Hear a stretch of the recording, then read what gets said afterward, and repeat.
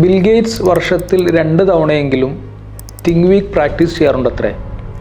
ആ സമയങ്ങളിൽ മറ്റുള്ളവരുമായുള്ള communication, മീറ്റിങ്ങുകളിലുള്ള participation, ഇതിലെല്ലാം അദ്ദേഹം നിയന്ത്രണങ്ങൾ കൊണ്ടുവരും.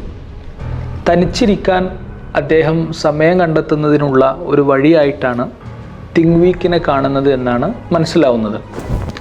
മറ്റെല്ലാ തിരക്കുകളിൽ നിന്നും ഒഴിഞ്ഞിരുന്ന് വായിച്ചും ആലോചിച്ചും പുതിയ ഉൾക്കാഴ്ചകൾ നേടി സ്വയം നവീകരിക്കാൻ എല്ലാ ലീഡേഴ്സും പ്രത്യേകം സമയം കണ്ടെത്തുന്നത് കാണാൻ കഴിയും. ശൈലികളിൽ വ്യത്യാസമുണ്ടെങ്കിലും ഈ ശീലമില്ലാത്ത ലീഡേഴ്സ് ഉണ്ടാവാനിടയില്ല.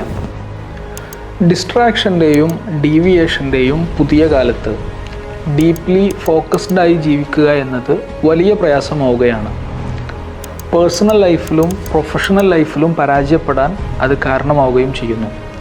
ഇങ്ങനെയൊരു കാലത്ത് വിജയം വരിക്കാനുള്ള വഴികൾ പറയുന്ന നല്ലൊരു പുസ്തകമാണ് അമേരിക്കൻ ഓഥറായ കാൾ ന്യൂപോർട്ടിൻ്റെ ഡീപ്പ് വർക്ക്. വായിച്ചു നോക്കൂ, വെറുതെ ആവില്ല. Thank you.